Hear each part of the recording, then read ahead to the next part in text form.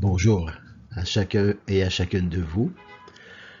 Alors nous sommes, ou plutôt je suis en train de vous préparer quelques petits enseignements à partir de mes expériences de vie, mais particulièrement à partir de la parole de Dieu, de ce qu'elle peut nous révéler pour nous-mêmes et pour chacun et chacune de nous dans ce cheminement entre le bien et le mal, entre ce qui parfois nous donne le mal de vivre et ce qui nous en libère. Alors donc, c'est sûr qu'en ce dimanche, il va y avoir ce que nous appelons le pardon, ce que le Christ est venu enseigner.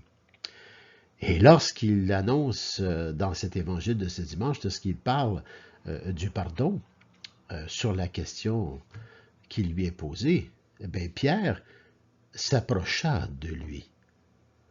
Alors, nous allons voir ça un peu plus loin, mais je pense qu'il faut retenir au tout début, alors Pierre s'approcha de lui. C'est une invitation pour chacun et chacune de nous, lorsqu'il y a des situations difficiles, où est-ce que le pardon peut libérer chacun et chacune de nous, est-ce qu'on s'approche d'abord du Christ pour aller se réconcilier avec mon frère et ma sœur? Et plusieurs autres choses comme ça que nous pouvons vivre. Et dans la première lecture, nous allons voir aussi Ben Sira le sage, qui lui, il y a un verset qu'on doit aussi avoir comme en arrière-plan dans tout ce qui peut se dire aujourd'hui ou ce qui va rejaillir de votre propre cœur à chacun et à chacune de vous. Pense à ton sort final et renonce à toute haine. Alors ça aussi, on doit avoir ça derrière nous comme phrase. Et je pense que avant de débuter le tout, c'était ces deux versets que je souhaite que vous ayez en arrière-plan, comme je vous disais. Mais aussi, voyons un peu voir l'antienne d'ouverture de ce dimanche. Le Seigneur Dieu, notre Dieu qui est notre Père, qui s'est révélé tout au long de l'histoire de l'humanité, et particulièrement la révélation par son Fils Jésus le Christ, son Fils unique, et où a jailli l'Église.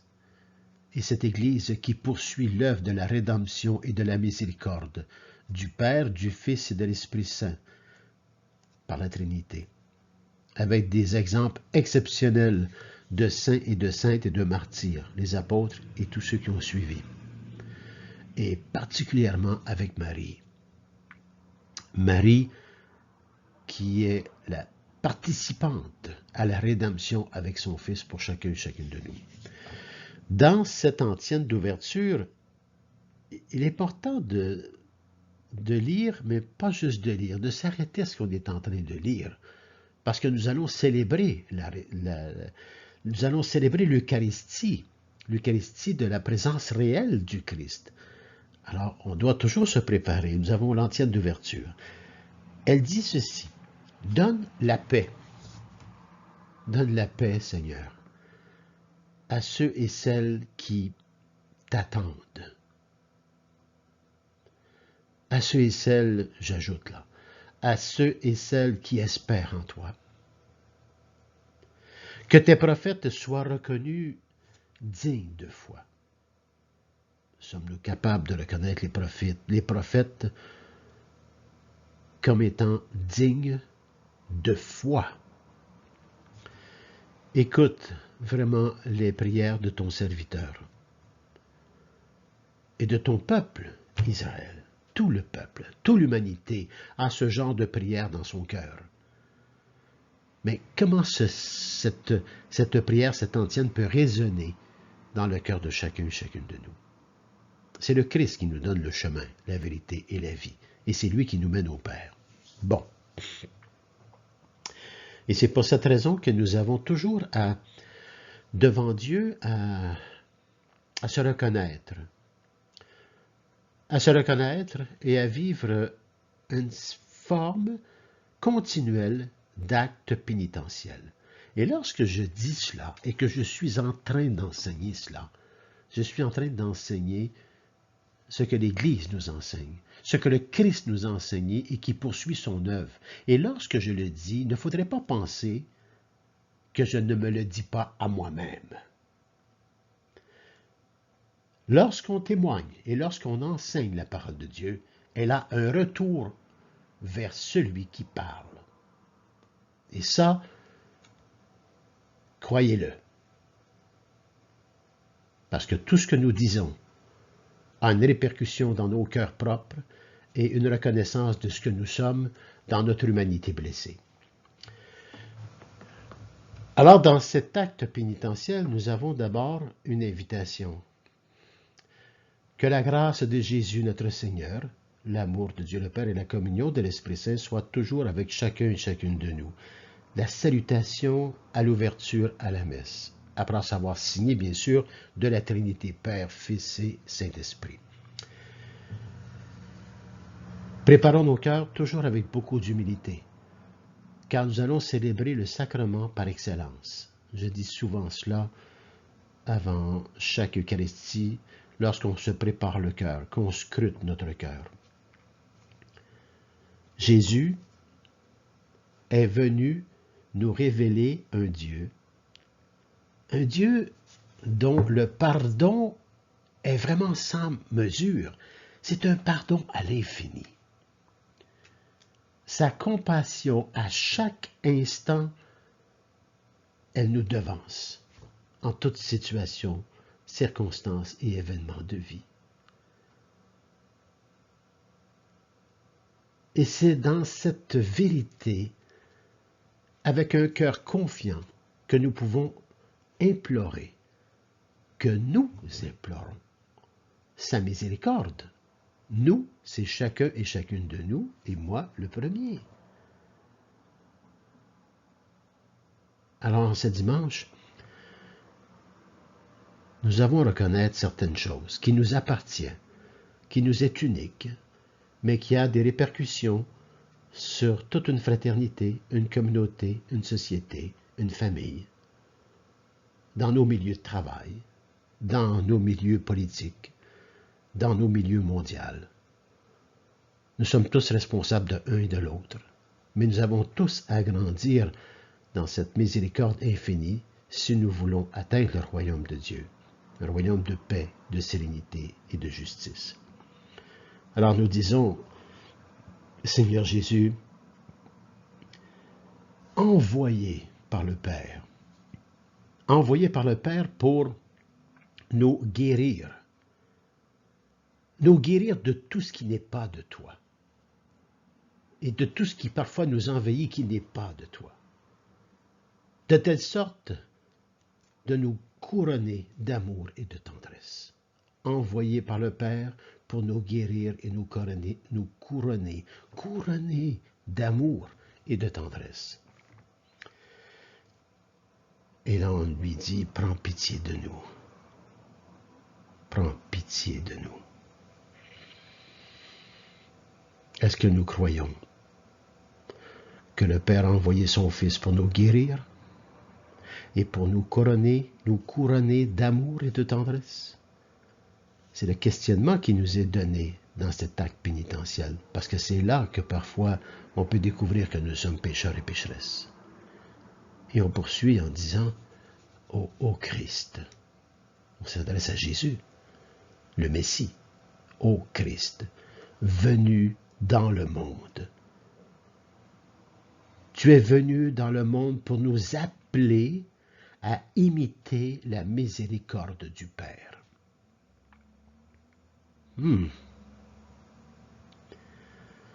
Est-ce que nous le faisons? Et c'est là qu'on doit scruter son cœur. Et comme je disais en tout début, moi le premier, mais tous les baptisés et les non-baptisés. Est-ce que je prends le temps de m'arrêter et de reconnaître que j'imite pas toujours la miséricorde de Dieu envers moi-même ou envers mes frères et mes sœurs?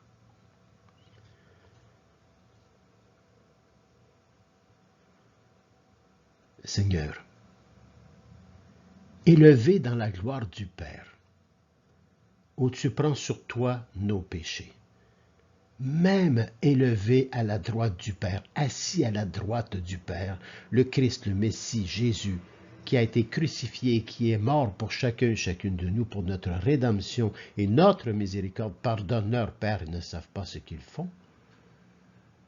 Même auprès du Père, il prend encore tous nos péchés et nous invite à lui remettre nos péchés et d'aller à devenir meilleur, à prendre le chemin de sainteté.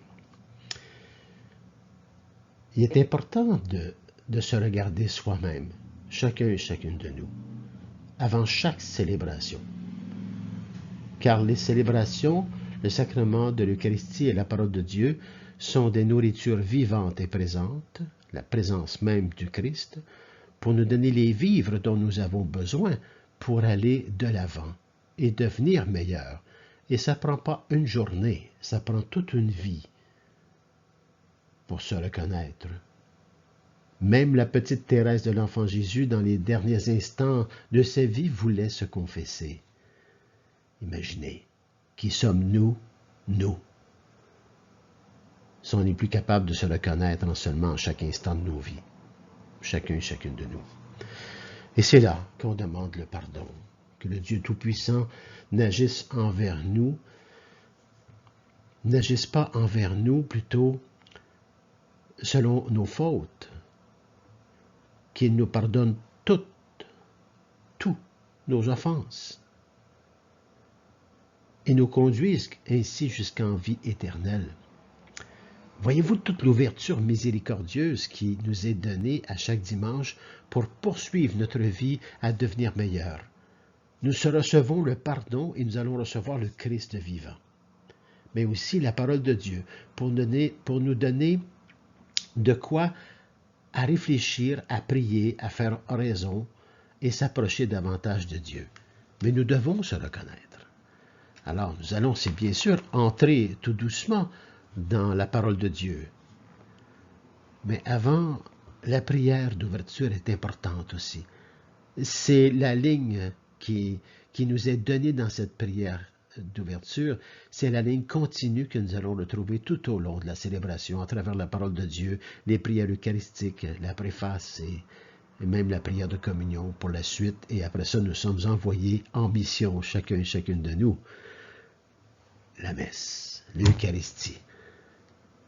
Ça me fait beaucoup de peine parfois lorsque je vois que célébrer l'Eucharistie, c'est toujours trop long. Ça me fait de la peine parce que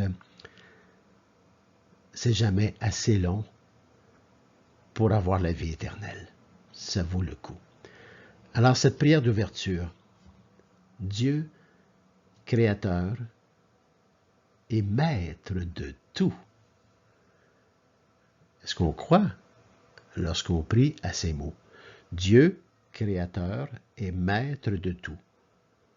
Pose sur nous ton regard. Pose sur nous ton regard.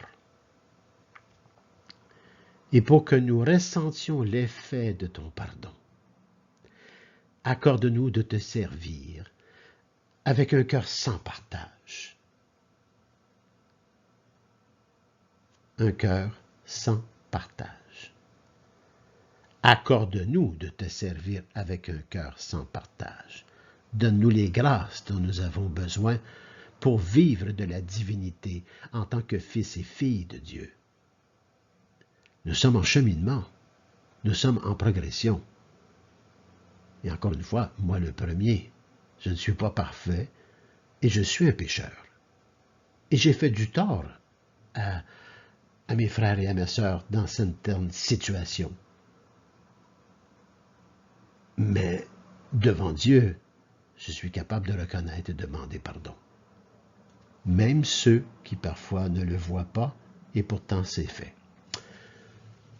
Alors maintenant, nous allons peut-être prendre une petite pause, et puis nous allons poursuivre avec la première lecture de ce dimanche. Alors prenons cette petite pause ou ce temps pour se rafraîchir avec un peu d'eau, ou aller à la salle de bain, ou encore simplement s'installer devant Dieu pour recevoir le reste de ce dimanche, de la parole de Dieu pour chacun et chacune de nous.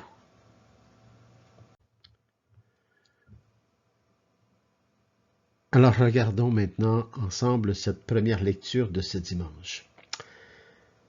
Cette première lecture se trouve dans le livre de Ben Sira le sage.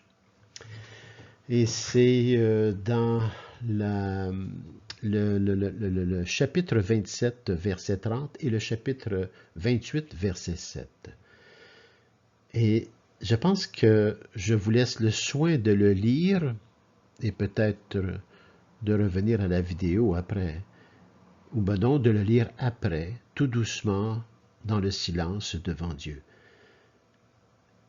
Alors regardons un peu. Nous allons entendre, vous allez entendre, vous allez lire dans ce livre des chapitres et versets que je vous ai donnés. À un moment donné, vous allez lire « Pardonne à ton prochain le tort qu'il t'a fait. Alors, à ta prière, tes propres péchés te seront remis. » Ça, c'est une base fondamentale pour tous les êtres humains. Parce que nous sommes de cette humanité blessée par le péché et qui crée toutes les situations et les circonstances et les événements parfois si malheureux. Où est-ce que des innocents paient pour le péché? Parce qu'on s'empêche de se regarder et on ne veut pas se regarder. Alors, dans cette lecture aussi, vous allez pouvoir reconnaître que Ben Sira le sage, tient vraiment à interpeller, il interpelle ses contemporains. Il interpelle ses frères et sœurs de son époque par rapport à toutes les circonstances, les situations et les événements qui se vivent et à travers toutes ces injustices, ces violences, ces amertumes, ces rancunes, cette haine. Et là, comment on fait pour guérir tout cela et vivre dans la paix et la sérénité? Pas à la façon humaine, mais là, Ben Sira nous amène tout doucement, c'est avant Jésus-Christ, il nous amène justement vers le pardon de l'infini que nous allons voir un peu plus loin. Alors, Ben Sira le sage a à cœur à interpeller ses contemporains. Et c'est ce que l'Église fait à chaque instant de sa vie. Elle interpelle tout le peuple de Dieu, la communauté, la fraternité, les familles. Le pape François ne cesse jamais. Mais aussi, il nous enseigne un point important. Il nous dit que la rancune et la colère sont vraiment des poisons amers. C'est pire que la pandémie. La rancune et la colère sont des poisons amers qui rongent le cœur profondément de tout être humain.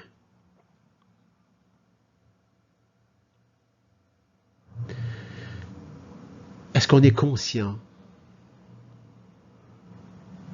que nous portons tous cette blessure à l'intérieur de chacun et chacune de nous?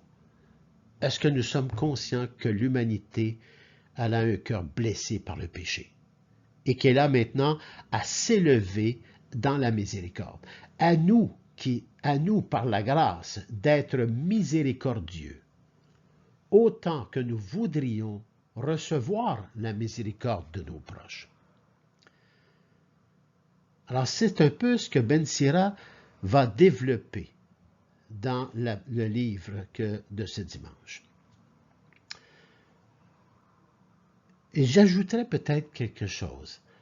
À nous d'être miséricordieux autant que nous voudrions recevoir la miséricorde de nos proches, de nos amis, de la société, qui ne veut pas recevoir le pardon pour devenir meilleur. Mais lorsqu'on donne le pardon, est-ce qu'on le donne à la façon de Dieu ou à la façon humaine tout en restant blessé? Car de cette blessure, le pardon va devenir amer pour mon frère et ma sœur. Et il n'y a ni guérison pour ce pardon qui devient amer pour l'autre. On peut bien pardonner à un et à l'autre. Mais est-ce qu'on pardonne vraiment? Et c'est de le pardon aussi qu'on se libère de tout, qu'on devient un être libre devant Dieu. Le pardon, c'est Dieu qui le donne. Mais il demande notre participation à chacun et à chacune de nous.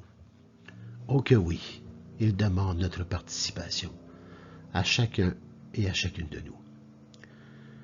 Il est écrit aussi dans certains autres livres, quand on fait la lecture, le poids le plus lourd que l'on puisse porter est vraiment la rancune.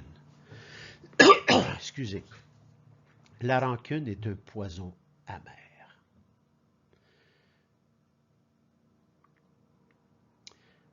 Dimanche passé, on a regardé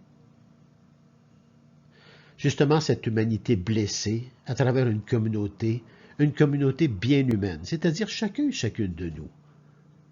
Chacun et chacune de nous. Comme toutes les sociétés humaines, la communauté chrétienne est vraiment susceptible de connaître à travers toutes les circonstances, les événements et les situations de vie, et selon ce que nous pouvons vivre intérieurement dans notre totalité de l'être que nous sommes, c'est sûr que nous allons rencontrer des tensions et des mésententes. Peut-être qu'on s'exprime mal, peut-être que ce que l'on dit entre dans une perception qui ne saisit pas ce qu'on est en train de dire, parce que trop pris soit par la fatigue ou encore par la rancune ou encore tous ces événements qui deviennent que tout est amer finalement. Il arrive parfois aussi qu'une compétition s'installe entre les humains, parmi même les membres de différentes fraternités, communautés, sociétés, travail. Dans mon milieu de travail, dans mon milieu scolaire, dans mon milieu familial, il arrive parfois que s'installe justement cette compétition, une compétition malsaine et amère aussi.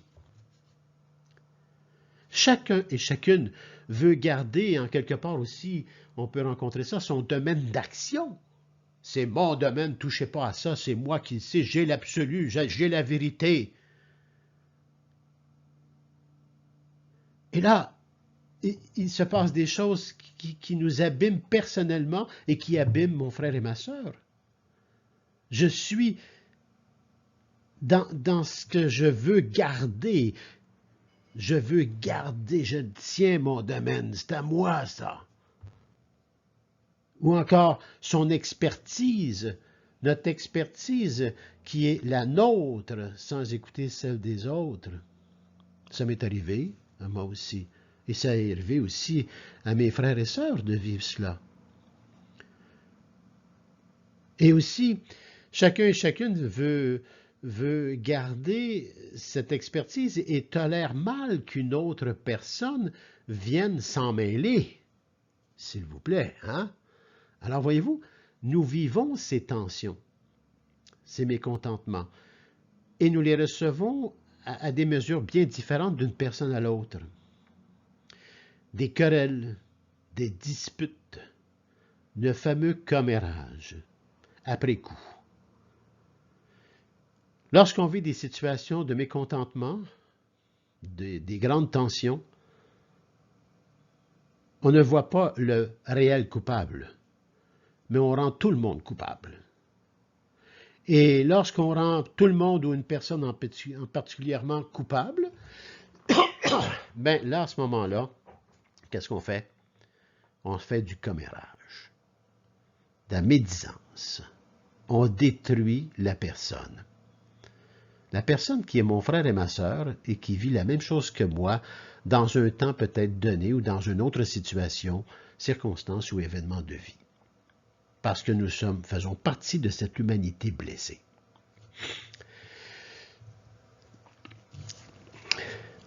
Certaines personnes prennent plaisir même à colporter des rumeurs sans fondement.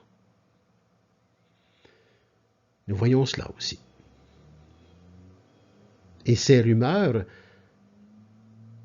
sans qu'elle soit explicitée ou quoi que ce soit, va prendre une direction négative et destructive.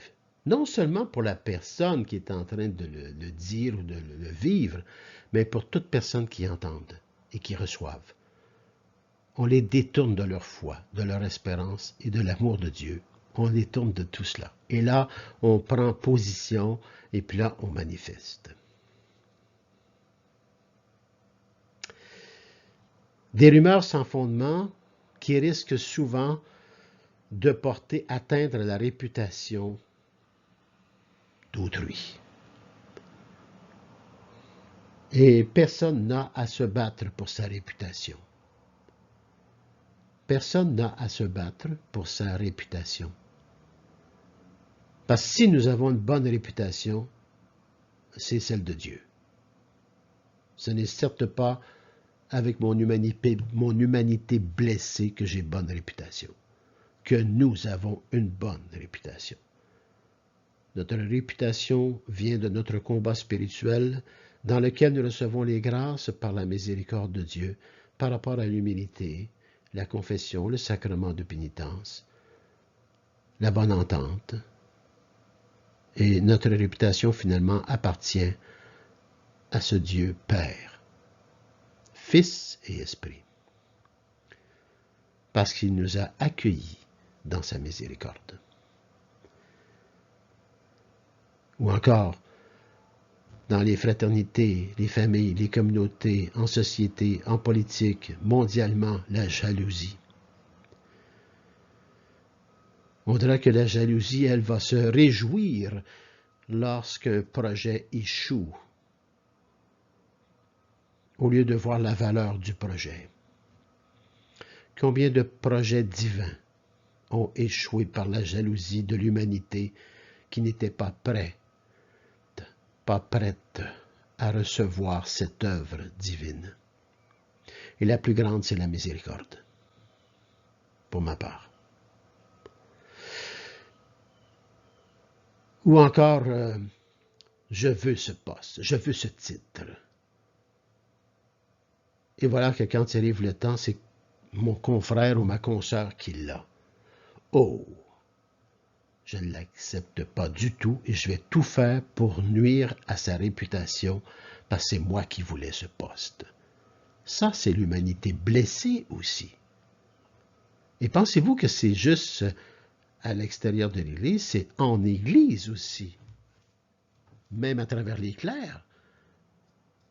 Mais est-ce que je suis en train d'accuser les clercs, les baptisés? Pas du tout. J'accuse personne, ni même moi-même. Je veux juste que nous prenions conscience que nous avons une humanité blessée et qu'il y a un seul chemin pour passer à travers ça, pour construire le royaume de Dieu. Alors voyez-vous, un coup qu'on prend conscience de tout ça, nous voyons un peu ce que Ben Sira le Sage nous rapporte dans sa première lecture. Et comme un peu comme à chaque Eucharistie, nous avons à reconnaître par l'acte pénitentiel notre humanité blessée pour entrer à recevoir vraiment la parole de Dieu qui guérit. Mais ce qui va guérir davantage, c'est vraiment, vraiment, vraiment la miséricorde de Dieu. Et si on regarde un peu le psaume de ce dimanche qui est en même... Regardons juste le répond, mais avec notre foi, là. Oubliez toute rancune.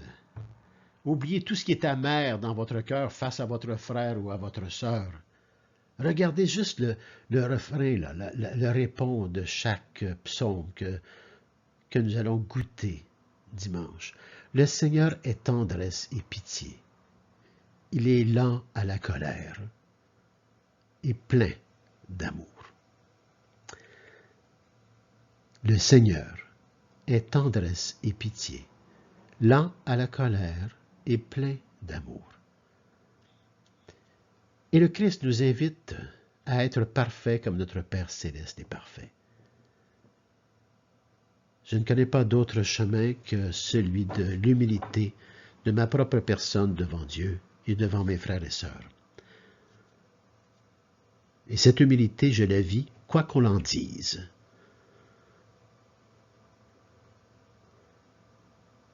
Je la vis. Et elle me fait grandir, quoi qu'on en dise. Mais ça, c'est mon intimité avec Dieu. Et vous avez cette même intimité avec Dieu. Les répercussions seront le vécu entre mon frère et ma sœur, qui est toujours en cheminement et en progression à cause de notre humanité blessée et qu'on surpasse par la grâce et la miséricorde et l'humilité. Mais nous avons tous à la découvrir, même si on pense qu'on est rendu, on est loin d'être rendu. À chaque instant, ça nous est donné, ça nous rappelle. Mais n'oublions jamais que le Seigneur est tendresse et pitié, lent à la colère et plein d'amour, parce qu'il protège toute l'humanité. Il protège tous ses enfants de l'humanité. Et il nous amène tous à la rédemption, la miséricorde, pour que nous puissions vivre de grâce, les grâces. Alors c'est important de réfléchir, de méditer sur ce répond du psaume de ce dimanche. Alors maintenant, nous allons passer à l'autre vidéo qui va être sur la deuxième lecture. Mais encore une fois, arrêtons-nous ici et maintenant. Et allez prendre encore une fois soit un verre d'eau, la salle de bain, ou encore devant Dieu dans le silence de chez vous. Prenez donc le temps de lire la première lecture de Ben Sira. Lisez-la au complet. Au complet. Laissez-vous imprégner par rapport à ce qu'il dit. C'est un texte avant Jésus-Christ, mais déjà se préparait quelque chose de grand pour chacun et chacune de nous. Mais pour vivre quelque chose de grand, il faut se reconnaître. En premier lieu devant Dieu. C'est lui qui a la miséricorde infinie. Et de cette miséricorde infinie, toujours accueillir nos frères et nos sœurs dans la miséricorde. Alors voilà, je vous invite à lire cette première lecture, et quand vous aurez terminé, que vous aurez fait un bout de chemin dans cette première lecture, bien, revenez à la vidéo et nous allons poursuivre avec la deuxième lecture de ce dimanche.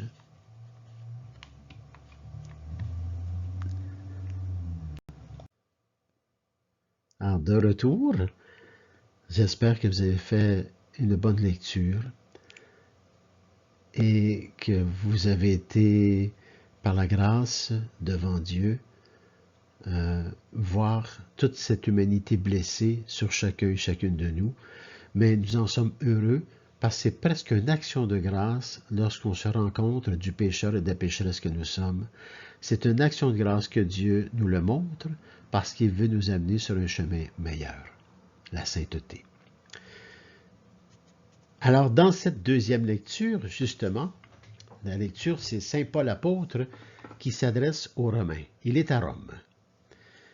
Et à un moment donné, quand vous allez faire la lecture de cette deuxième lecture, vous allez voir, et il dit, si nous vivons, si nous mourons, c'est pour le Seigneur. Hein? Déjà, si nous vivons, si nous mourons, c'est pour le Seigneur. Il faut réfléchir là-dessus. Ce n'est pas que des mots, c'est très vivant. Et nous allons voir aussi que Saint Paul, il aime beaucoup dans ses enseignements, et particulièrement, il aime manifester à la communauté naissante de Rome, parce qu'à Rome, c'est une nouvelle communauté qui est en train de grandir avec leur humanité blessée, et avec ceux qui les conduisent, eux aussi, une humanité blessée qu'ils surmontent de jour en jour avec la grâce, la prière, l'humilité, etc. Alors Saint Paul aime manifester à la communauté naissante de Rome les dons inépuisables reçus par le sacrement de baptême. Le baptême, en premier lieu, c'est le pardon de tous nos péchés. Mais c'est par lequel nous recevons aussi les grâces dont nous aurons besoin pour combattre, entrer dans le combat spirituel de notre humanité blessée. Parce qu'elle va surgir de temps en temps, cette blessure du péché originel. Et nous devons la reconnaître par la grâce de Dieu pour combattre tout doucement. Et elle va parfois, elle va se produire à travers des situations, circonstances et événements qu'on ne voit pas venir. Et encore là, à travers toute une totalité de l'être que nous sommes, à travers nos émotions, nos sentiments, notre sensibilité, notre fatigue, notre physique, notre vie intellectuelle, et parfois à travers tout un... Alors voyez-vous, tout ça va se présenter à travers ça parce que le malin est très fort à travers cela. Alors, Saint Paul manifeste à la communauté naissante de Rome vraiment les dons inépuisables reçus dans le sacrement du baptême. Le baptême, le sacrement baptismal, est celui qui nous lave de tous nos fautes. Et nous allons voir que dans l'extrait de ce que Saint Paul nous donne dans ses lectures de ce dimanche aux Romains, il met en avant le fait, un fait important que notre vie chrétienne, à chacun et à chacune de nous, est une vie donnée pour le Seigneur. Vous savez, une vie donnée, c'est le don de soi. Et le don de soi n'est pas nécessairement parfait par cette humanité blessée. Mais il tend à la perfection et il apprend à chaque instant de sa vie de ses erreurs et de ses bons coups. Et les bons coups, surtout les bons coups de Dieu, et non pas les bons coups régis pour qu'est-ce que moi je veux, mais pour la gloire de Dieu.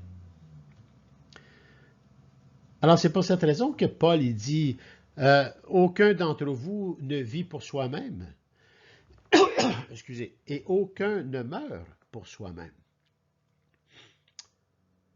Si nous mourrons pour le Seigneur. Nous sommes nés pour vivre le don de soi mutuel entre chacun et chacune de nous. Mais encore une fois, pas le don pour recevoir, moi, une gloire personnelle, mais pour la gloire de Dieu. Et c'est peut-être cela qui fait que notre humanité blessée s'embrouille avec sa pensée de ce qui est vraiment la réalité de la vie spirituelle comme fils et filles de Dieu. Et nous avons tous à grandir et à réfléchir et surtout à prier et faire oraison là-dessus avec la parole de Dieu, pas oraison avec ma propre pensée. Oraison avec la parole de Dieu. Parce que courir après un titre, si vous avez regardé un peu la vidéo, ça me faisait rire quand j'ai vu cette animation de vidéo. Je voyais des jeunes, vous savez, comme nous, quand on a fini nos études, là, on est empli de savoir, on est empli de connaissances et on s'en va vers notre profession, peu importe celle qu'on choisit. Puis là, on est heureux, c'est fini et c'est tellement loin d'être fini. C'est le début de ce que nous ne connaissons pas du tout. On entre dans l'inconnu. Ouais, dans l'inconnu. Nous avons le savoir, nous avons les connaissances, mais nous n'avons rien vécu de ce que nous savons et de ce que nous avons été chercher dans les connaissances intellectuelles. Il reste à les vivre à travers une humanité blessée. Et ça, c'est pour tout le monde. Pour toute personne. Médecin, avocat, juge, policier, menuisier. Tout le prêtre. Le titre n'est rien s'il n'est pas vécu devant une humanité, sachant que l'humanité est blessée. Et toute notre vocation à travers les dons et charismes que nous avons va prendre une valeur exceptionnelle et pleine de sainteté si nous avançons avec la parole de Dieu. Tout devient tout pour tout. Tout, c'est là qu'on apprend que nous vivons et nous mourons, c'est pour le Seigneur. Et si c'est pour le Seigneur, c'est pour mon frère et ma sœur. Et à chaque fois qu'on se convertit personnellement, c'est pour mon frère et ma sœur. Et c'est pour la gloire de Dieu. C'est pour lui dire merci. Merci, Père. Merci, Père. Tu nous as donné cette dignité d'être meilleur par la grâce. Et le fait qu'on est meilleur, toutes mes connaissances que j'ai été chercher, mes connaissances intellectuelles, mes connaissances de la profession dont j'ai choisi, va devenir explosive de l'amour de Dieu. Et ça sera pour la gloire de Dieu. Et ce sera toujours à travers l'humilité et aussi la miséricorde. La miséricorde, c'est ce qui est le plus important pour avancer dans nos dons et charismes et devenir de plus en plus don de soi, avec humilité et miséricorde mutuelle pour chacun et chacune de nous, parce que nous savons et nous savons que nous faisons partie de cette humanité blessée et que nous sommes tous en cheminement et progression. Ça, il faut le saisir assez rapidement. On n'apprend pas ça à l'école. À l'école, on apprend ce que nous allons devenir, ce que nous allons pratiquer. Mais quand on va arriver pour le pratiquer, nous allons le pratiquer à travers une humanité blessée. Et cette humanité blessée peut nous blesser à vie. Et elle peut nous empêcher de devenir heureux. Le bonheur appartient à Dieu dans la condition de vivre cette humanité blessée avec la grâce de Dieu et sa miséricorde et humilité de le reconnaître. Et encore une fois, lorsque je dis cela, je le dis pour moi-même et je le dis pour tous mes frères et sœurs, parce que j'ai vécu. Vous savez, je m'en vais vers 70 ans. Pensez-vous que je ne scrute pas mon cœur à chaque instant de ma vie, vu que je célèbre l'Eucharistie, que j'annonce la bonne nouvelle à tous les jours? Tous les prêtres scrutent leur cœur. Est-ce que ça fait d'eux des meilleures personnes? Absolument pas. Nous sommes nous aussi en combat entre le bien et le mal. La prière de Salomon, accorde-moi la sagesse et le discernement du bien et du mal. C'est pour la vie, ça, devant Dieu. Alors, plus on s'approche de la parole de Dieu, et plus notre humanité blessée prend le dessus sur notre vitalité divine, on est encore plus blessé. Alors, Saint Paul, lui, il nous invite que ce n'est pas les titres qui sont importants, dans le fond. C'est moi qui extrapole, là. Vous savez, on peut courir après des titres. On peut courir après des professions. On peut courir à tout cela, et souvent, c'est régi par le fait que j'ai des dons, des charismes, ou encore c'est régi parce que c'est payant. Alors, voyez-vous, c'est très important de reconnaître ce par quoi nous sommes régis vraiment. Ce par quoi nous sommes régis vraiment. Suis-je régi parce que telle profession me donne une couleur intéressante? Ou telle profession est tellement payante? Par quoi suis-je vraiment régi? Lorsqu'on parle que nous vivons et nous mourons, si nous vivons, si nous mourons, c'est pour le Seigneur. Et si nous faisons ça pour le Seigneur, je le fais pour mes frères et sœurs. Ça veut dire que tous mes dons et charismes, je les mets en service pour mes frères et sœurs. Et à travers mes fragilités, mes limites, et à travers le pécheur et la pécheresse que je peux être, mais qui avance dans cette gloire de Dieu avec humilité et miséricorde de chaque instant. Et c'est pour tout le monde, pas juste pour une personne en particulier. Bon, ceci dit, vous savez, même dans tous les milieux, on parlait la semaine passée, comme je vous ai un peu dit dans la vidéo précédente, parfois, on peut être dans des postes et on a envie le poste. On veut ce poste-là. Et si on ne l'a pas, c'est un autre qui l'a. Waouh, quelle déception! Mais une déception qui peut être régie par des choses qui ne sont pas de Dieu. Je vais tout faire pour nuire à son poste, pour l'obtenir, moi, ce poste. Waouh, waouh, waouh! Et ça paraît pas, ça porte une belle habit, ça. Ça a une belle couleur et c'est à l'intérieur de soi. Ça paraît pas. Ça, c'est beau. Je suis fin, je suis gentil, mais je suis en train de détruire la vie de quelqu'un parce que j'accepte pas qu'il ait pris ma place. Ça, c'est de courir après un titre. Et pourtant, sachez une chose. On apprend ça surtout, pas surtout, mais en tout cas, moi, je l'ai appris parce que c'est dans le milieu ecclésial. Et non, je l'ai appris aussi dans les milieux de travail parce que je suis devenu prêtre à l'âge de 60 ans. Alors, j'ai travaillé toute ma vie aussi avant, là. Et j'ai fait toutes sortes de métiers. Dans chaque milieu, que nous vivons, on voit l'humanité blessée. Et on voit parfois par les résultats ce par quoi la personne a pu être régie. Et c'est toujours néfaste. Et c'est toujours malheureux. Et c'est toujours douloureux. Et si on n'a pas cette miséricorde, et si on n'a pas cette humilité, eh bien on n'en guérit pas et on en meurt tout en restant vivant. On perd la foi, l'espérance et l'amour. C'est très amer. Très amer. Revenons au titre. Le titre ne détermine pas la sainteté. En Église, on peut devenir prêtre. On peut recevoir le titre comme un curé, un vicaire, un évêque, un cardinal, un pape. Mais chaque titre correspond à une responsabilité toujours plus grande.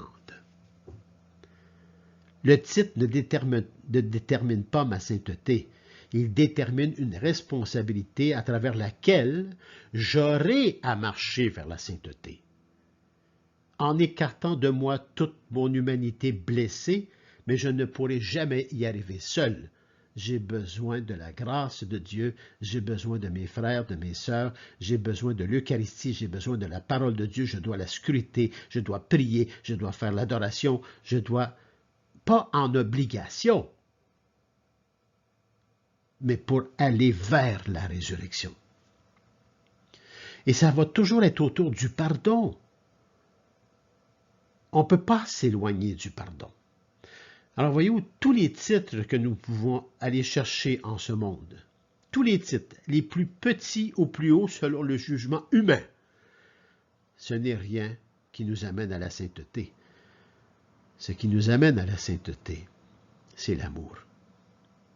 Et de savoir que nous sommes ici, dans ce monde, sur cette terre, en cheminement, de passage, pour entrer à la vie éternelle, pour devenir fils et filles de Dieu, pour devenir l'homme et l'Eucharistie, l'homme et la femme Eucharistie, pour devenir le pardon. Mais nous avons à apprendre par la prière, avec la Vierge Marie, pour devenir fils et filles de Dieu dans sa totalité.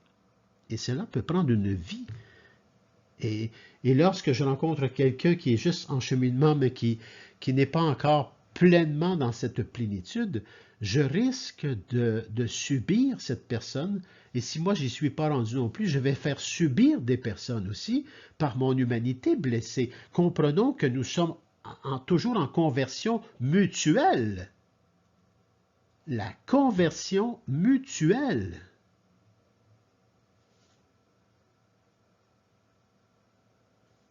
On ne peut se convertir et se transformer seul. C'est à travers toutes les situations, les circonstances et les événements de vie et les relations que nous vivons dès qu'on se lève le matin jusqu'au couchant du soleil.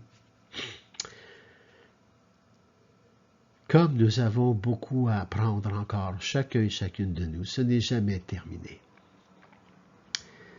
Mais, comme Ben Sira le dit, à travers ce vécu, ne nous laissons jamais envahir par la rancune, l'amertume, la haine, la colère, la jalousie, parce que toute cette légion d'esprit appartient à un esprit qui est l'auteur premier et l'orgueil.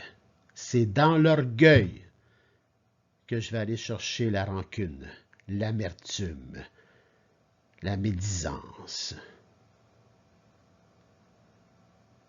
C'est dans l'orgueil que je vais aller chercher ça. Elle peut m'amener même à la colère. Et elle peut m'amener de cette colère à créer une guerre, ou même à détruire une fraternité ou ma propre famille, pour arriver à quoi? À rien. Parce que c'est l'orgueil. J'aurais été miné par l'orgueil et c'est tellement subtil que ça guette toute personne humaine. Quand je dis toute personne humaine, c'est toute personne humaine sur cette planète. Ça guette notre humanité qui est blessée. Alors voilà pourquoi que c'est si important d'arriver à l'Évangile. et de reconnaître que nous vivons pour chacun et chacune de nous et que nous mourrons pour le Seigneur. Le Seigneur nous a montré à mourir. Je suis le chemin, la vérité et la vie. Il est mort sur la croix pour toute l'humanité, pour moi, pour vous, pour nous. Il nous a donné cette rédemption, il nous a donné cette miséricorde. Pardonne leur Père, ils ne savent pas ce qu'ils font. Et il nous demande de prendre le même chemin si on va aller vers le Père. Alors encore une fois, je vous laisse à vous-même avec cette deuxième lecture, pour que nous puissions peut-être apprendre, chacun et chacune de nous, à manifester dans notre milieu notre baptême, le pardon des péchés. Si mon frère et ma sœur est baptisé, c'est qu'ils ont été lavés de tout péché. Et de tout péché veut dire aussi, ils sont lavés, mais maintenant nous avons à vivre les séquelles de cette humanité blessée. Nous avons à nous soigner, à guérir chacun et chacune de nous dans les pas du Christ, le Messie. Alors je vous laisse à vous-même. Je ne mets pas de temps, c'est vous qui allez décider du temps. Simplement, allez réfléchir avec vous-même devant Dieu, avec le texte de Saint Paul, le lire, peut-être le relire, et vous installer aussi peut-être devant la Vierge Marie, pourquoi pas, Marie. Regardez la semaine qu'on vient de vivre suite à dimanche passé. Dimanche passé, c'était une révélation de ce que nous sommes dans notre humanité blessée, dans toutes ses coutures. Mais voyez, dans la semaine qui a suivi, nous avons vécu quoi dans la semaine qui a suivi, dans chaque jour que nous avons célébré? Parce que moi, je trouve ça important. Le dimanche, c'est comme la porte ouverte de la semaine qui s'en vient de ce que le Seigneur va nous enseigner. Wow! C'est pas terminé le dimanche. Ça ouvre la porte pour toute la semaine qui va suivre pour me faire grandir intérieurement avec la parole de Dieu. Regardez lundi. Lundi, dans l'Évangile, Jésus enseignait dans les synagogues. Il a guéri. Il a été en dehors de la loi. Et ils n'ont pas aimé ça. Pourquoi? Parce qu'ils vivaient la vérité. Et regardez l'antienne d'ouverture de seulement lundi. Dieu, notre protecteur, regarde, vois le visage de ton Christ. Un jour dans tes parvis en vaut plus que 1000. Wow! Et tout ça, ça suivait le dimanche. Et après ça, le mardi, nous sommes entrés avec le saint nom de Marie. Marie, la mère de Dieu. La Vierge Marie, mère de Dieu. Et saint Paul parlait en parlant aux Colossiens, il demande des choses importantes. Soyez enracinés, édifiés en lui. Restez fermes dans la foi. Ne vous laissez pas envahir par les choses qui ne sont pas de Dieu. C'est moi qui ajoute là. Soyez débordants d'actions de grâce lorsque le Père vous montre que vous avez péché. C'est qu'il veut vous amener vers ces hauteurs de sainteté et de divinité avec son Fils. Prenez garde à ceux qui veulent faire de vous leur proie par une philosophie vide et trompeuse, fondée sur la tradition des êtres humains, sur les forces qui régissent le monde et non pas sur le Christ. Alors voyez-vous, tous les jours de la semaine, nous recevons des choses exceptionnelles pour grandir et réfléchir sur nous-mêmes et sur mon frère et ma sœur, puis on va tous se ramasser au même endroit. Le pardon. C'est vraiment le pardon. Et pour vivre le pardon, là, c'est pour ça que mercredi, nous avions même la fête de Saint Jean Chrysostome, un moine, et à travers lequel les paroles, la première lecture et l'Évangile ont été exceptionnels là aussi. Pourquoi nous juger nous-mêmes et juger les autres? Notre vie avec le Christ demeure cachée en Dieu. Chaque personne autour de nous, mon frère, ma sœur, a une vie cachée en Dieu. Et c'est tellement intime que je n'ai pas le droit d'y entrer. C'est une intimité. Elle ne tient pas dans une liste de comportements observables ou non, répartis sur 2 colonnes, positifs ou négatifs. Ah, voyez-vous, mercredi, on avait à réfléchir là-dessus. Et après ça, on a suivi le jeudi. Ah, jeudi, la croix glorieuse, toute la souffrance du Christ sur la croix. Pensons-y un peu. Gethsemane. J'accueille ou j'accueille pas la croix. Je vis la croix, et malgré toute la douleur que j'ai sur cette croix, je dis, pardonne-leur, Père, ne savent pas ce qu'ils font. Et le Christ nous invite à vivre de cette croix. Et après ça, vendredi, aujourd'hui, parce qu'aujourd'hui c'est vendredi pour moi, la bienheureuse Vierge Marie des douleurs. Marie a accompagné son Fils jusqu'au bout, elle aussi, et elle a vécu cette croix. Elle n'a fait aucune manifestation. Elle a vécu dans son cœur ce qu'elle a toujours vécu dans le silence de son cœur. Pardonne-leur, Père, ne savent pas ce qu'ils font. J'accompagne mon Fils, chaque clou qu'il a reçu, chaque coup de fouet qu'il a reçu, chaque épine qu'il a eu sur sa tête, sa mère l'a ressenti dans son corps. Et elle est devenue la mère de chacun et chacune de nous. Et elle nous invite, comme son Fils, à dire, pardonne-leur, Père, ne savent pas ce qu'ils font. Est-ce que nous sommes capables de le faire mutuellement entre nous? Moi, je pense que oui, avec la grâce. Et lorsqu'on est régi vraiment par la gloire de Dieu et non notre gloire personnelle. Aller chercher un pardon, ça doit être vraiment pour la gloire de Dieu. Alors voyez-vous, et là, on arrive cette semaine avec le plus grand des grands pour arriver à traverser cette vie qui est blessée, une humanité blessée par le péché, mais rachetée par le Christ, le baptême. Eh bien là, nous allons entrer dans le pardon. Mais là, j'ai pris un peu plus de temps que supposé. Je me suis égaré. Ben oui, je vous invite à nouveau à vous retirer et lire cette lettre de Saint Paul apôtre romain. Méditez, mettez-vous devant le Seigneur, allumez un petit lampion s'il faut. Laissez-vous dorer au soleil de la parole de Dieu. C'est tellement bon et tellement vrai et ça nous fait tellement de bien. Alors je vous laisse et tantôt nous allons passer à travers l'évangile de ce dimanche. Alors, de nouveau, ensemble, maintenant nous allons voir l'évangile du jour. Et cet évangile, c'est, pour moi, l'évangile, c'est la bonne nouvelle de Jésus, le Christ, et selon l'apôtre Saint Matthieu. Ça, c'est en ce dimanche, c'est le chapitre 18 des versets 21 à 35.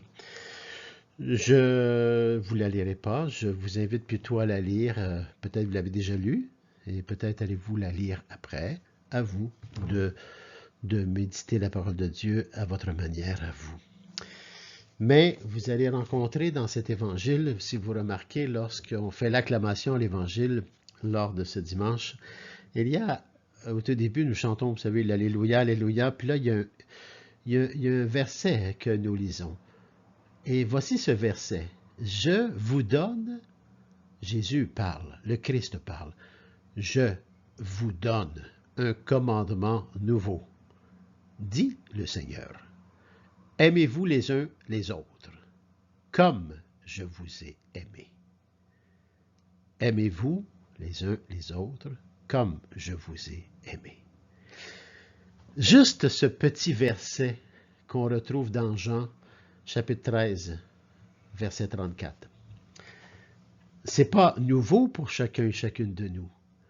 On a entendu ces mots-là et ces phrases-là souvent, mais est-ce qu'on s'est déjà posé la question, comment je vis ce commandement nouveau, moi? Comment je le vis, moi? Aimez-vous les uns les autres comme je vous ai aimé. Et lorsque je dis moi, je parle de moi. Mais si je parle de moi et que je vous parle à vous, je parle de nous. Parce que nous sommes tous en cheminement et en progression. Désolé, mais il n'y a pas juste moi ici qui progresse, mais vous aussi. Nous progressons ensemble. Nous sommes des baptisés. Nous sommes des disciples missionnaires. Et nous n'attendrons pas d'être parfaits pour entrer en mission. Mais nous allons entrer en mission avec nos fragilités, nos limites, notre vulnérabilité. Nous allons entrer en mission aussi parfois avec des pensées qui ne sont pas celles de Dieu, qui fait que des fois nos actions ne seront pas celles de Dieu. Et ce qui va créer plusieurs omissions de ce qui est de Dieu. Et c'est là que nous allons vivre l'évangile que Jésus parle aujourd'hui en faisant une parabole et puis tout ça là. Alors vous allez entendre dans cet évangile, je ne te dis pas de pardonner jusqu'à 7 fois, mais jusqu'à 70 fois 7 fois. Oh, mon Dieu! Vous savez que ces chiffres-là, ça représente l'infini. Je ne te dis pas de pardonner jusqu'à 7 fois, mais jusqu'à 70 fois 7 fois. C'est à l'infini le pardon, parce que Dieu n'est que bonté et tendresse. Et ce pardon, il va se recevoir comme dans cette vidéo. Nous marchons à chaque instant de notre vie à travers le blé. Et nous touchons du doigt la vie que Dieu nous donne. Nous touchons à sa création et nous avançons à la suite du Christ. Pierre, dans cet évangile, comprend bien qu'une... et je pense que nous pouvons le comprendre, jamais je créerai chacune de nous. Pierre comprend bien qu'une des difficultés à suivre le Christ réside justement dans notre incapacité à pardonner autant que Dieu a pardonné. Imaginez. J'espère que nous sommes tous, je dis nous, j'espère que nous sommes tous conscients de notre incapacité à pardonner autant que Dieu nous a pardonné. Parce que si nous sommes capables de reconnaître notre incapacité, nous sommes au seuil d'aller au pardon, le pardon à l'infini. Pardonne-nous comme nous pardonnons, disons-nous, dans le Notre Père. Pour que cette prière, vous savez, on peut dire le Notre Père des 1001 fois. Mais un jour, le Notre Père va demander plus que le dire 1001 fois. Notre Père va devenir notre vie. Et c'est ça le but de la prière. Le but de la prière, c'est de devenir ce que nous prions. Jésus nous a laissé cette prière. Notre Père qui est aux cieux, que ton nom soit sanctifié à travers tous les cœurs de mes frères et sœurs et moi aussi. Voyez-vous, le Notre Père, puis à un moment donné, on dit « Pardonne-nous comme nous pardonnons ».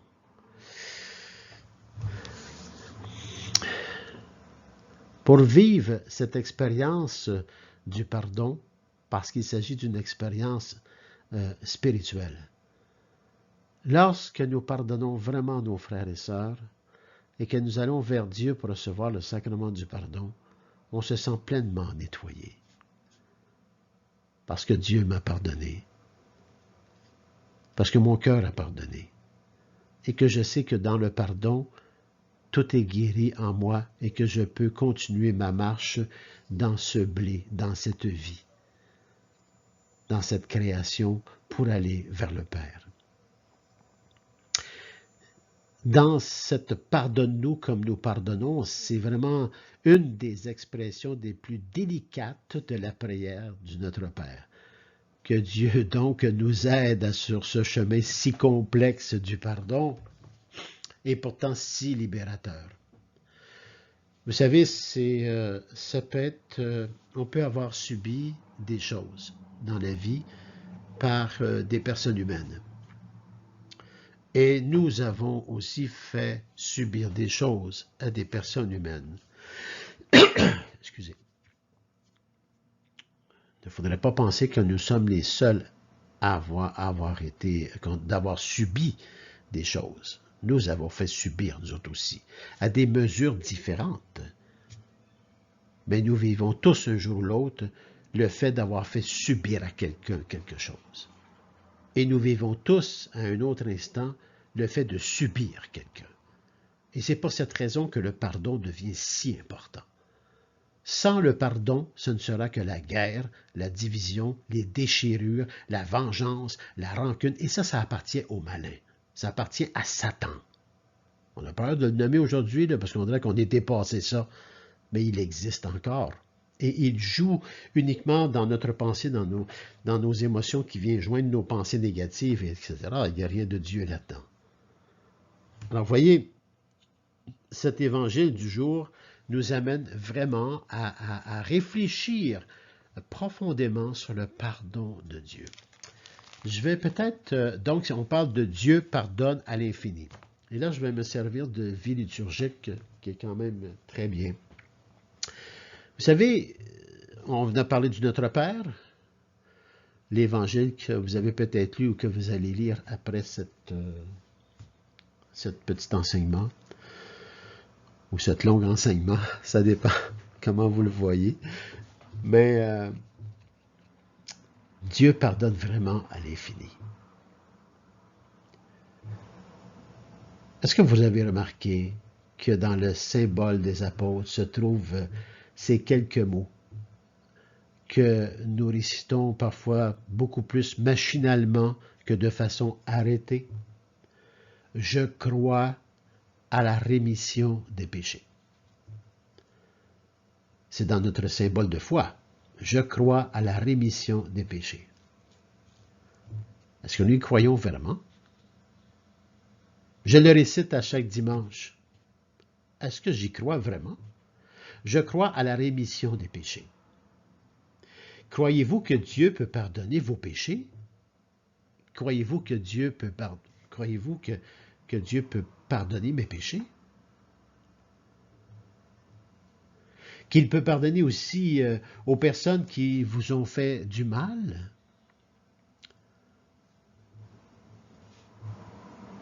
Croyez-vous que Dieu peut pardonner à votre ennemi? Personnellement, aujourd'hui, et depuis plusieurs années, j'y crois. Malgré mes fragilités, malgré mes limites, malgré ma vulnérabilité, malgré mon humanité blessée, j'y crois. Et le fait d'y croire peut être encore plus blessant lorsque la miséricorde n'est pas mutuelle. Mais ça, seule la personne peut porter ça devant Dieu dans son intimité. C'est assez facile de l'admettre, tout cela, vraiment, de ce que je viens de dire, de ce que vie liturgique nous dit, quand la vie nous a été bonne et que les accros n'ont pas été trop graves. Ça peut être facile de dire oh, « je te pardonne pour des petites choses ». Mais quand il s'agit de quelque chose de beaucoup plus grave et qui a porté atteinte à ma dignité ou qui a porté atteinte à ce que je suis, à la figure que je suis, à mon titre, à ma profession, à ma personne, ou encore que j'ai été atteint dans les plus profondeurs de mon être, là, c'est peut-être autre chose de pardonner. Mais quand on a été profondément blessé, est-on encore prêt à accepter de mettre sa foi en Dieu? Est-ce que ma foi en Dieu, elle est aussi vraie que lorsque je dis que je crois à la rémission des péchés? Est-ce que j'y crois vraiment? Est-ce que je crois que Dieu est un Dieu de tendresse et de pitié? Est-ce que je crois que Dieu m'invite à marcher dans ses pas de tendresse et de pitié?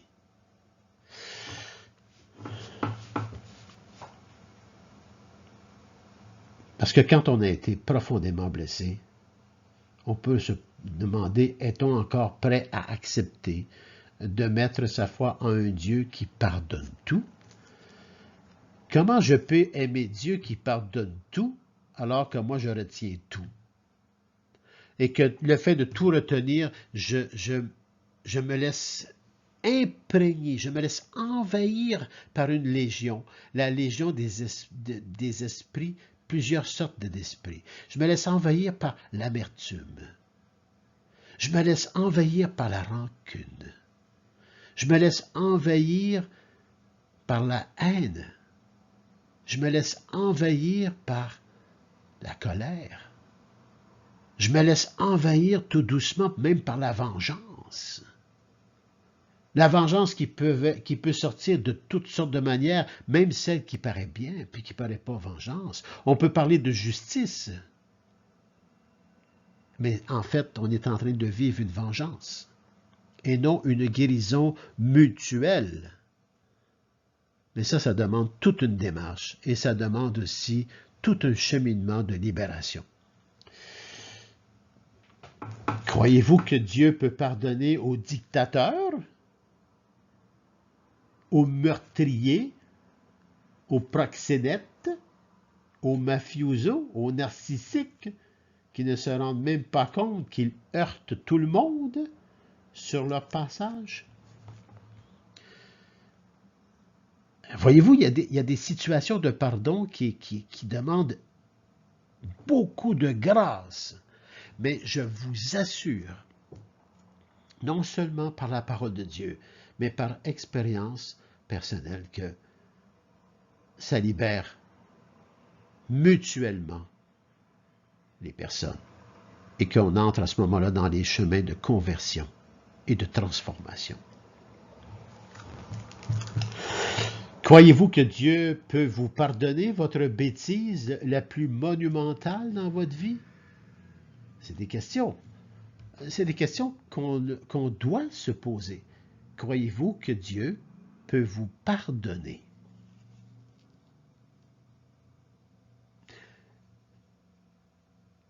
Une bêtise monumentale.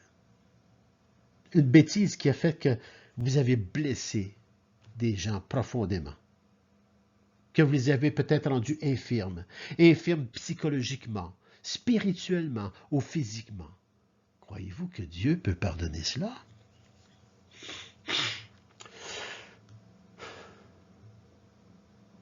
Eh bien, la foi en Dieu. Non pas là notre foi cérébrale, pas cette foi-là. La foi en Dieu, par amour. Cette foi fait que nous pouvons répondre oui. Mais la raison humaine aurait le goût de se rebeller, de demander des comptes, d'établir des conditions, des barèmes. Voyez-vous, nous, les humains, on demande réparation. Et en confession, on demande aussi, par la pénitence, de réparer. Mais la plus belle réparation qu'on peut faire à l'humanité, c'est de se convertir et se transformer. Voilà la vraie réparation pour ma part à moi. C'est se convertir et se transformer en l'amour de Dieu. Et ça demande des grâces parce que personne ne peut y arriver avec sa petite tête. Même pas moi. Moi, j'en viens pas à bout avec ma petite tête. Mais dans la prière, dans mon intimité avec Dieu, les grâces que nous pouvons recevoir peuvent réussir à nous faire entrer dans ce chemin de sainteté, au même titre que du Christ. Être sur la croix et de dire « Pardonne-leur, Père, ne savent pas ce qu'ils font ». Et c'est peut-être là qu'on va être capable de dire « Tout est accompli, Père ». Tout est accompli. Parce que l'accomplissement de l'œuvre de Dieu se trouve dans la miséricorde. Et la miséricorde, dans la miséricorde se trouve toute guérison. Et c'est toujours mutuel. C'est jamais seul, c'est mutuel. C'est pour tous, chacun, chacune de nous. Un Dieu qui pardonne à l'infini, même 10 000 talents, comme on dit dans l'Évangile. Est-ce possible d'avoir un tel Dieu? Mais non, seulement c'est possible, mais il n'existe pas d'autre Dieu que lui. Il pardonne à la mesure de son amour et son amour est infini. Et son amour est infini et sans limite pour chacun et chacune de nous. Il nous prend uniques, nous sommes uniques devant Dieu. Et nous sommes aussi tout le corps devant Dieu, le corps mystique du Christ ressuscité. Sans ce pardon, comment pouvez-vous avancer dans notre société, dans notre vie personnelle, dans notre vie communautaire, fraternelle, familiale, la vie en société, la vie mondiale à travers chaque pays, si nous ne sommes pas capables de ce pardon, mais le vrai pardon, pas un pardon qui paraît bien, puis pendant ce temps-là, je prépare tout en arrière de moi parce que j'ai un cœur amer encore. Pas ce genre de pardon. Le pardon même de Dieu. Pour que je puisse guérir moi-même et que l'autre puisse se guérir, s'élever à la conversion. Le Christ nous a montré le chemin, la vérité et la vie dans le pardon. Est-ce que nous connaissons le Christ? Est-ce que nous prenons le temps de lire les enseignements du Christ, ses paraboles, de les méditer, de les prier? Vous savez, aujourd'hui, on met des habits qui paraissent bien.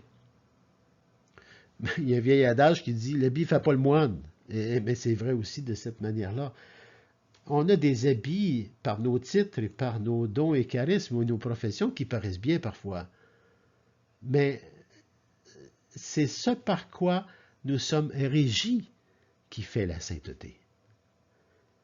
Et ce par quoi nous sommes régis détermine le pas que je fais vers cette éternité, à la suite du Christ. Si je me sers de mes connaissances pour arriver à mes propres fins et que je suis régi par amertume, rancune, haine, vengeance, et tout ça par le plus grand des péchés qui amène tout le reste, l'orgueil. Je peux très bien paraître là-dedans en me servant des belles choses, mais je ne suis pas régi par la bonne chose. Et je ne guéris rien, je ne fais que multiplier les problématiques de toute l'humanité. Parce qu'on le veuille ou non, nous sommes tous unifiés les uns les autres. Malgré nos différences, malgré nos cultures, malgré nos langues, malgré nos religions, qu'on le veuille ou non, nous sommes tous responsables de l'un et de l'autre. Alors, voyez, dans ce dimanche, ce qu'il faut retenir de cet évangile, et particulièrement avec Matthieu, Jésus nous invite vraiment à devenir de plus en plus semblables au Père. Il nous invite à marcher à sa suite dans ce champ de blé vers le Père. Soyez parfaits comme votre Père céleste est parfait.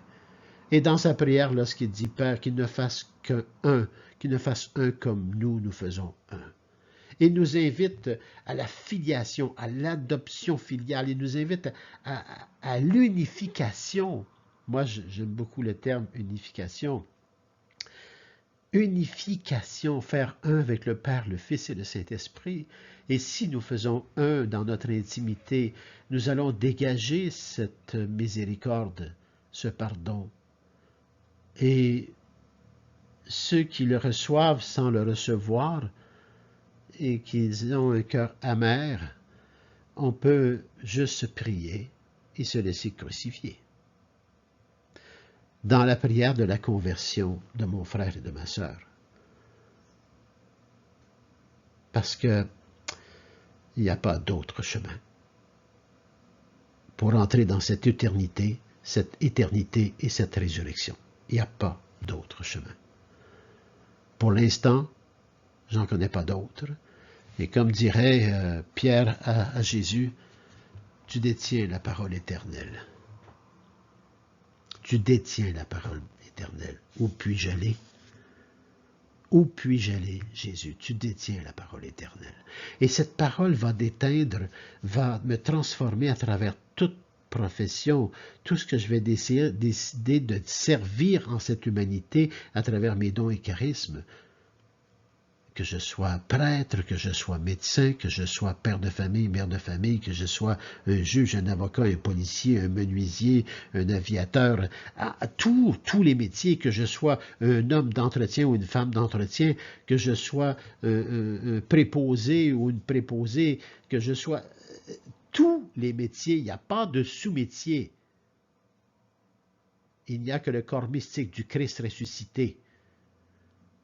Puis la sainteté est pour toutes ces personnes, enfants de Dieu.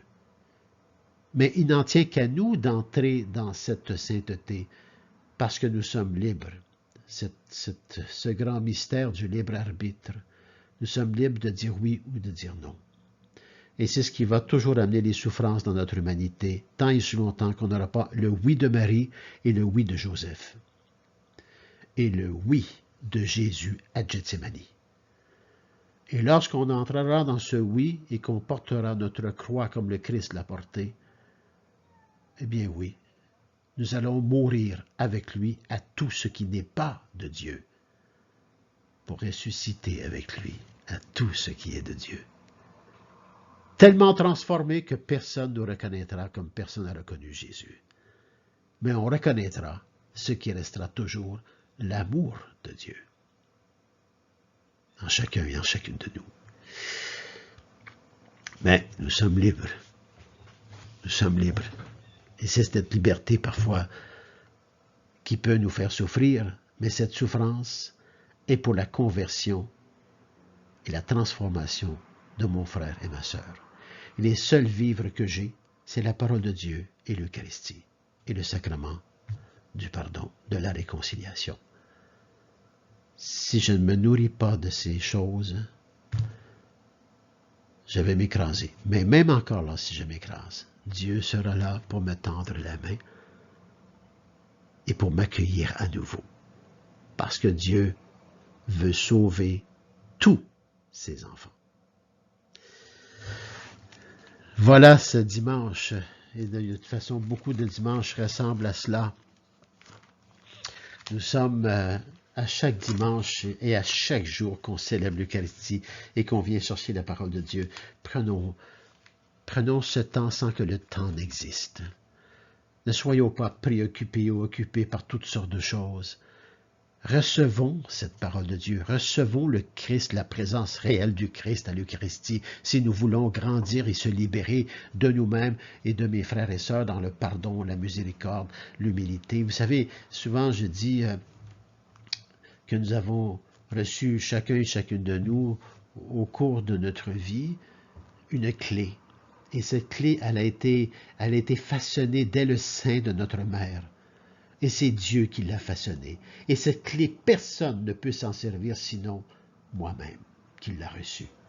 Et cette clé, au long de toute notre vie, elle est façonnée, elle est travaillée, elle est sculptée pour nous. Et elle est unique. Et c'est ce qu'on appelle la clé de l'humilité.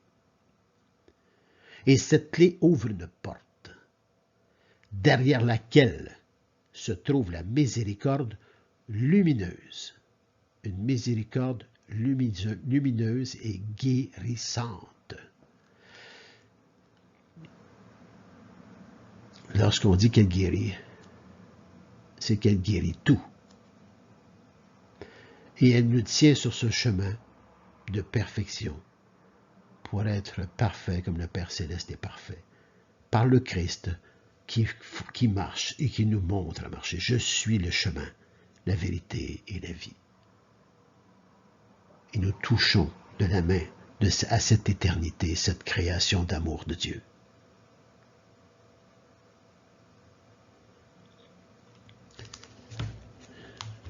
Que les mots deviennent vie, car ces mots sont vivants. La parole de Dieu ne sont pas des mots, c'est la vie. Et en ce dimanche, lorsqu'on aura reçu la présence réelle du Christ, lorsqu'on aura communié à son corps, nous allons prier, car nous prions toujours dans chacune des célébrations. Et voilà comment nous terminons par la prière après avoir reçu la présence réelle du Christ. Nous avons reçu le Christ en nous, dans sa plus grande pauvreté, un petit pain qui devient son corps. Fruit de la terre et du travail des hommes et des femmes. Et nous allons prendre même le vin, fruit de la vigne et du travail des hommes et des femmes. Et ce corps et ce pain deviendra son corps et ce vin deviendra son sang. Et c'est ce que nous nous nourrissons à chaque dimanche. Vraiment la présence réelle du Christ à chaque dimanche et à chaque jour que nous célébrons l'Eucharistie. Et nous finissons avec une prière d'envoi qui dit, en ce dimanche, que la force agissante de ce don divin, nous t'en prions, Seigneur, saisisse nos esprits et nos corps, afin que son influence, et non pas notre sentiment, prédomine toujours en nous, afin que son influence divine, et non pas notre sentiment, prédomine toujours en nous. Que cette influence divine prédomine toujours en nous et nous conduise dans ce chemin vers l'éternité et la résurrection.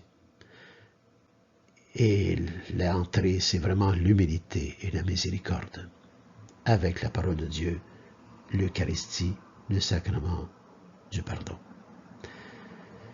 Et toute prière, adoration et oraison. Bonne fin de journée à chacun et à chacune de vous et poursuivez en lisant cet évangile et en vous laissant imprégner de tout cet amour de Dieu. Cet amour de Dieu à travers le pardon à l'infini.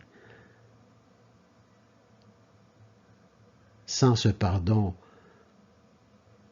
comment pourrions-nous vivre mutuellement entre nous, dans la paix et la sérénité? N'est-ce pas ce que nous cherchons tous, chacun et chacune de nous, la paix et la sérénité, aimer, être aimé? Il n'y a pas beaucoup de chemins. Il y a une variété de personnes sur un seul et unique chemin. Amen. Bonne semaine à chacun et à chacune de vous.